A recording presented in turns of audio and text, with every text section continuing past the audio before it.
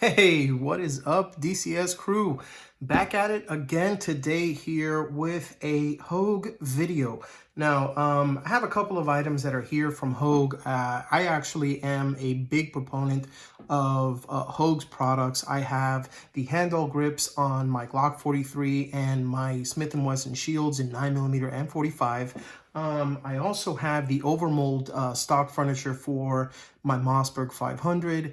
And aside from that, in all honesty, I've been a huge fan of their knives since I checked them out over at SHOT Show 2020. Big shout out to the Apex Pass Round and Anna from Hogue Knives for sending out a knife for me to review. I actually have another one that just came in the mail and that's going to be in the reviews sometime soon, but I just wanted to go ahead and tell you really quick about the knife that we're going to check out today. This is the Sig Legion X5 manual folder with a button lock from Hogue Knives. This is USA made and Sig Sauer branded, as you can see here. But furthermore, it's the Legion version, and we'll talk a little bit about that right after the intro. So stay tuned.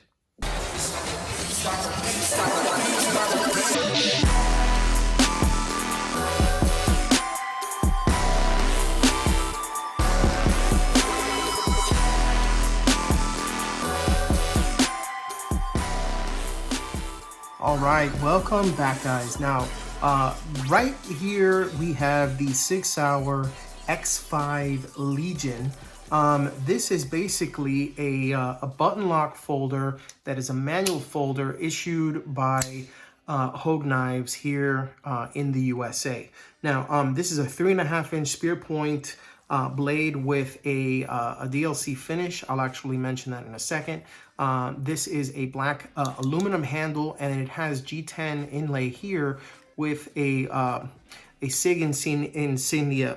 Excuse me. Wow, a Sig insignia here. Now, normally the insignia for Sig looks like this. It's a circle, and then inside it says SIG, kind of like the circle for DCS, but there's a little bit of a difference. Now, you can see it here on the pouch that the knife comes with.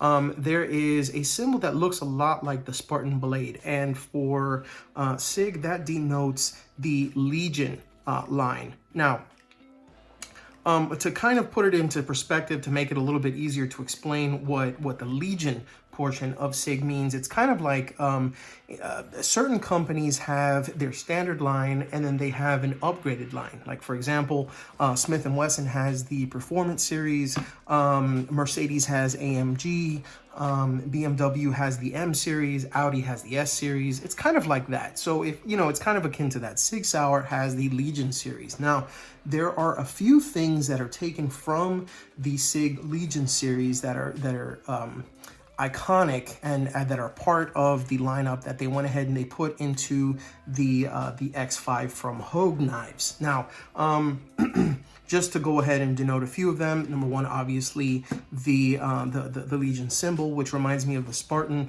shield symbol from that movie 300. I'm sure you've probably seen it. If not, I'll go ahead and I'll see if I can go ahead and put a picture of it up on the top. Now, the 3.5-inch blade, if you notice, this is black, and then the blade itself has a dark coating to it, but it's not quite black. And the reason being is because it is it's a gray finish. And if my mind serves me well, that is the same finish that's Cerakoted onto the Sig Legion series pistols. Okay, and aside from that, they have a G10 inlay here that is also on the other side. Now, if you'll notice, there is kind of a rough texture here. When it's on firearms, this polymer portion on the firearm would be considered stippled.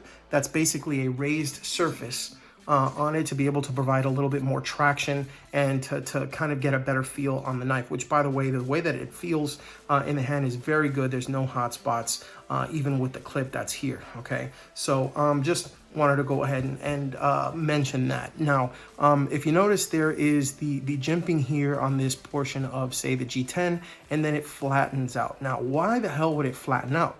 Well, I'll tell you why. There's a clip that is on this side, and then there is space for a clip on this side as well.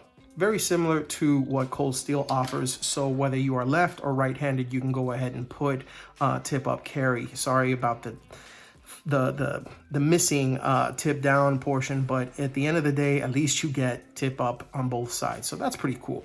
The reason why this is shaved over is because of the fact that when you have the clip here, what it does is it creates a smoother surface so that it's easier to be able to slip on and off from your pockets, and it doesn't create the kind of friction that would cause the pocket material that's holding the clip to eat away, much like very coarse G10 that you'd find on some of these knives, which are very grippy, but unfortunately can destroy pockets pretty quickly. So that's very nice, and it's actually pretty intuitive that Hogue would consider something like that. Now, as for the size in the hand, I want to say I have kind of like chunky extra medium hands, if you will, and it feels really good in the hand. There is kind of like a harpoon style look towards the front, but right here, it's actually very natural for the thumb to rest on here. And then there's kind of a ledge up here on the top to where no matter how big or small your hand is, your thumb is going to rest here on this ledge and prove to be able to go ahead and get a nice purchase on that for either piercing, slashing, you know, or any knife related tasks that you need it for.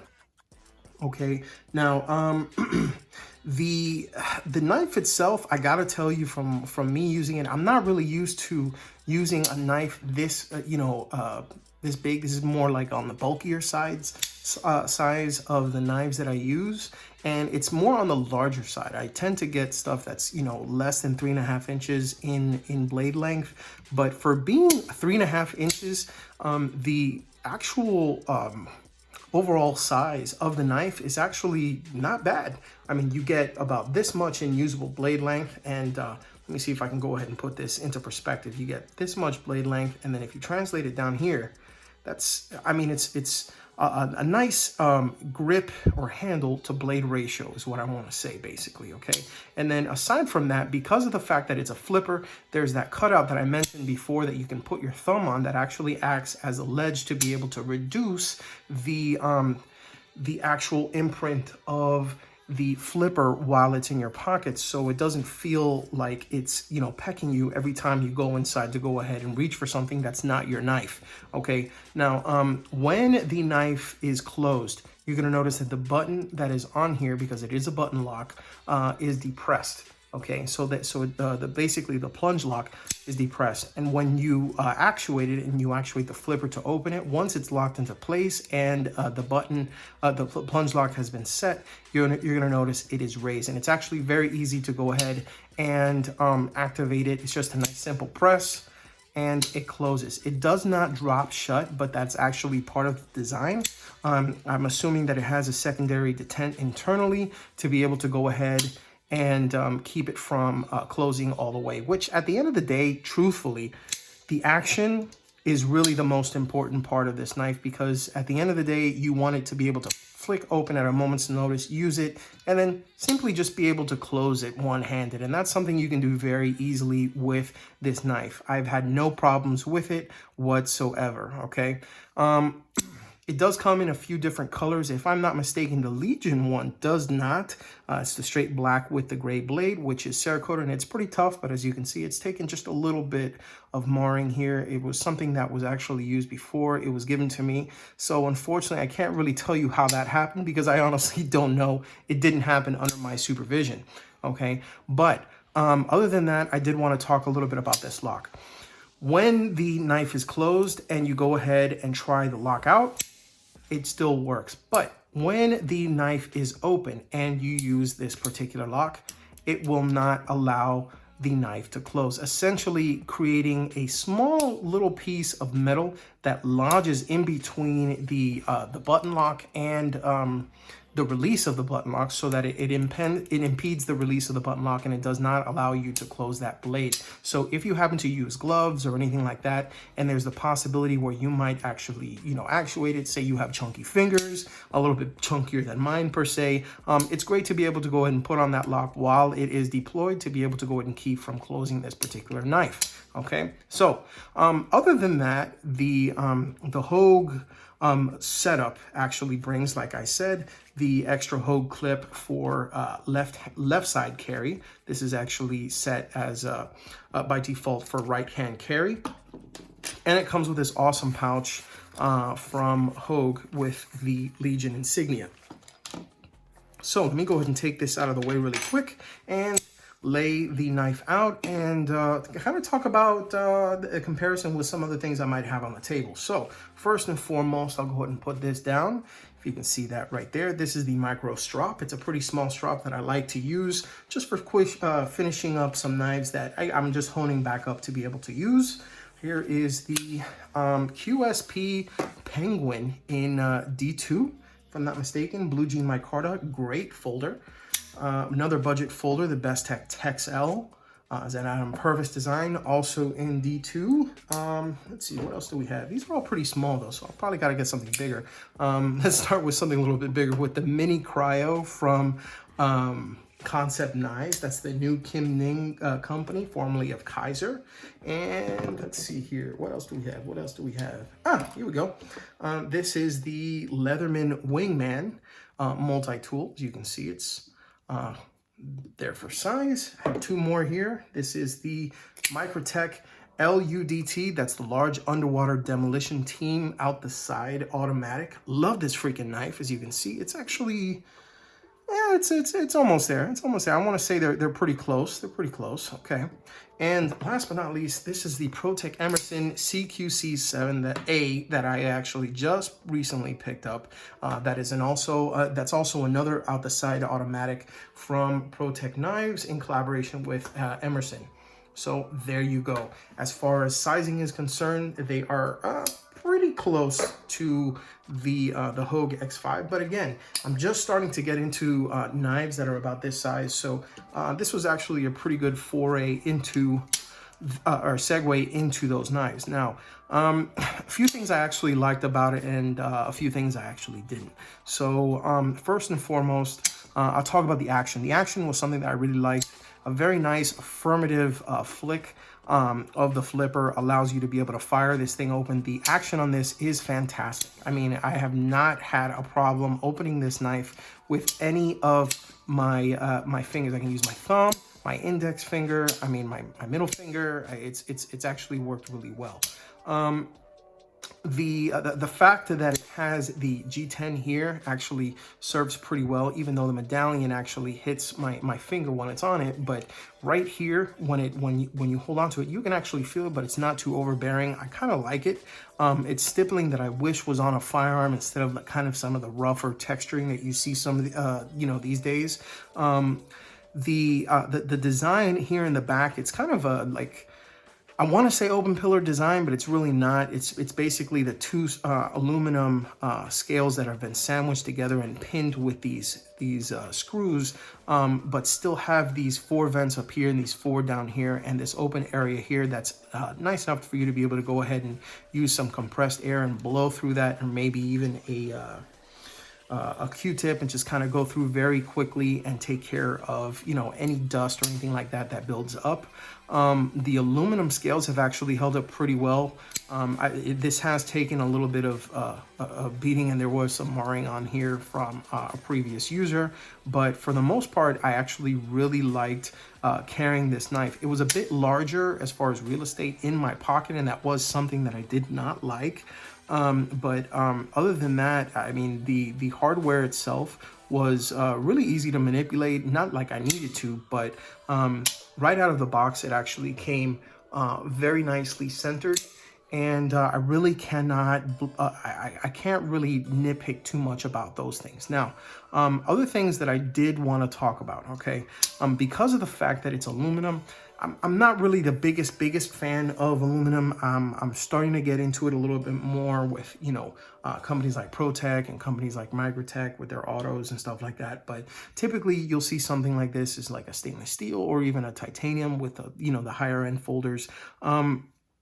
I don't know. It's really not something that I'm used to just yet. I'm still getting warmed up to it. For being, its size, it's not too heavy, but you're going to definitely feel this because this is a large feeling knife in the pocket because of the fact that it's wide.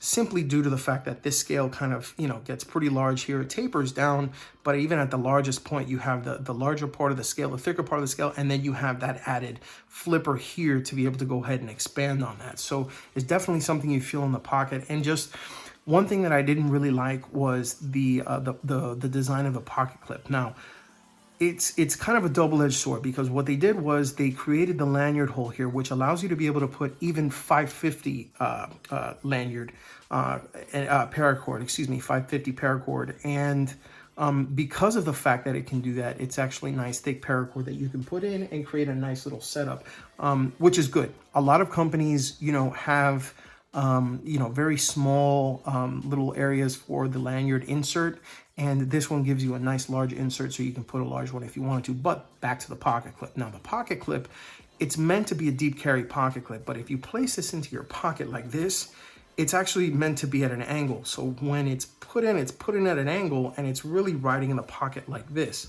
That's kind of a wonky way to be able to do it, but they did that because of the way that the lanyard hole has been designed. They wanted to create an area where you could, the pocket clip would be as high as possible, so it would sit as low as possible inside of the pocket. The only problem is that when you put it in, and I'm going to show this really quick. When you put it in, you actually, if it's going to be straight in, okay, let's say it's going to be straight in like that. That's how the pocket clip is going to look inside of the pocket. Now, if it actually rides as it's supposed to inside of the pocket this way, okay, what happens? Your pocket, the knife is like this inside of your pocket. It's literally taking the entire portion of your pocket. So when you go ahead and you put your hand in, you're going to reach every part of this knife that there is, and you're really going to know what's there. That was just a hard fail on that part. It looks nice. It's very aesthetically pleasing, but I'm not a big fan. Oh, one thing I did not touch up on, the edge. I do want to say this because this is a very large pro. Hogue knives in particular, and this was no exception, they come with a very finely tuned edge. Now, the bevel may be a little bit wonky and whatnot, but man, let me tell you, the edge that was on this guy, and this is just me after stropping it, it's actually a nice keen edge. And it's razor sharp. Now the steel on this is CPM 154, and that's very different from 154 CM. 154 CM, just so that I can explain, is basically a step up from 440C. It's an older steel that was nice. That was a nice user. Benchmade used a 154 CM on the Griptilian series before they moved up to S30V as the common steel for that, and then you can upgrade to 20CV and whatnot.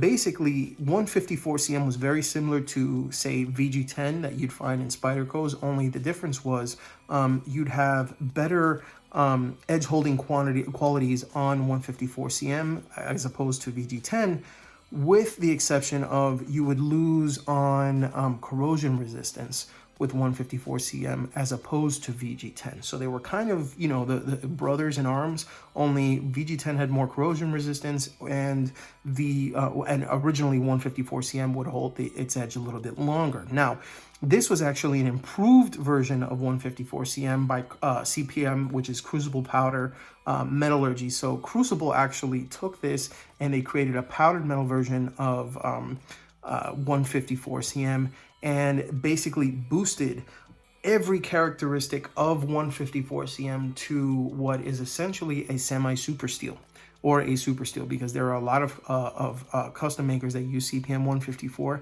and a lot of companies that consider it up in par, basically up to par with steels like S35EN, M390, that sort of thing. So something to consider. This is a very, very nice knife with a good quality steel. I'd be totally fine with CPM 154 on any of my knives, and it's nice to see that this came out here. So that's a strong pro. Now, one other con that I do want to talk about is the absence of jimping anywhere on the knife. So you don't have any jimping here, you don't have any jimping here, you have stippling here, but that really doesn't really help much, and you have the stippling here, and that doesn't really help much. There's really not a lot of jimping, and when you have an aluminum frame that's been, hard anodized black, and you have no jimping, it's just your hand can slip around everywhere. So it would have been nice to see some jimping cutouts here, or even up here on the top, you know, something, or even on the flipper, because I mean, even on the flipper, it's smooth. It just has like a little notch up here, like whoop, to be able to go ahead and use it. And I'm not saying that it won't work without it, because it's worked just fine, but I found that it may have been a little bit more positive of a feel and a grip if there was jimping on here. So that's basically, you know, my pros and cons for this particular knife. Again, this is a really cool knife, a really nice concept. There's a lot of different knives that Hogue has come out with on Sig's behalf and on their own behalf. I really highly advise that you go ahead and check them out. If you're at a gun show and you know, there's a Hogue dealer, chances are they probably have these knives as well. So go ahead and give it a whirl. Let them know that you're interested in checking out some of their pocket knives. They will more than likely have them. And who knows, you may actually go home with a Sig and a you know, a Sig Legion X5 from Hogue. And this is, let me tell you, it's a badass knife. It's just, in all honesty, you know, at the end of the day, this may not be something for me. Maybe it would be good for you, but it's just a little bit too bulky. You know, great action, you know, great steel, great ergos, but it's just not for me. And that's my final say on it. So thank you so much for taking a moment to go ahead and review this knife with me.